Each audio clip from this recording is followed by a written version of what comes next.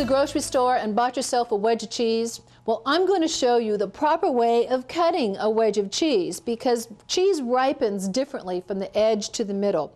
I'm going to show you this beautiful hunk of Fontina cheese. Fontina cheese is a nice soft cheese. But what happens when people get a hunk of cheese like this, they usually don't know how to cut it. And I'm going to shudder when I show you this. They usually cut the tip off. Well, one of the rules for cutting cheese is never, ever, ever cut the point off your cheese. Whenever you're cutting cheese, you always want to create another point. And why is that? The point of that is the cheese ripens from the center to the edge. There's a totally different level of ripeness from the edge into the center. And if you were to take cheese and serve someone just like this hunk from the back, all you're going to be getting is that ripeness of that hunk from the back, not that wonderful, delicate center of the cheese. This being Fontina, it's not going to show you that change so much. But what I want to show you here, too, is Parmesan. You can get a nice hunk of Parmesan. Typically, you'll buy this stuff in the store, and it's already shredded for you. But if you buy a nice big hunk, you can do some really wonderful things with it. This is a cheese plane.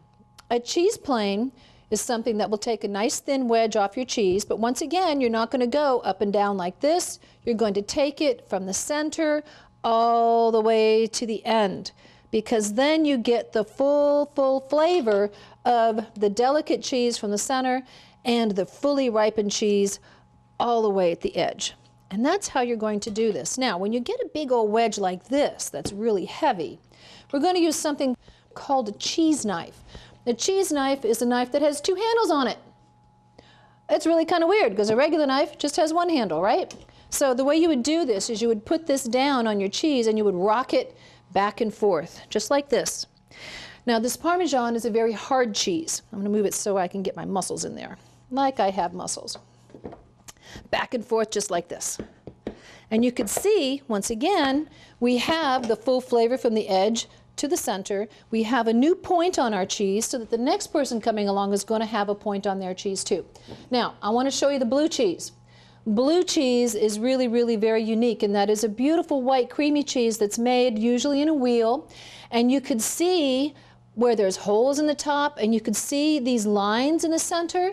This is where, when the cheese was put in a mold, it was inoculated with the blue mold, and they pulled needles in there and they pull the needles back out. You can see the needle marks in here, and they leave behind the blue mold that creates the blue cheese. Once again, when you cut this, you don't want to cut it so that you're just getting the tip. You want to cut it so you're getting everything from the edge to the center. So you can cut it like this, and I think the best way to cut this is like this, so you get top and bottom and center and edge. Look at that gorgeous blue cheese. It's perfect now to take it and crumble, put it in any recipe that you want to use. That's my tip for today on how to cut cheese. Cut the points so that you always have a point. Never cut the point off your cheese.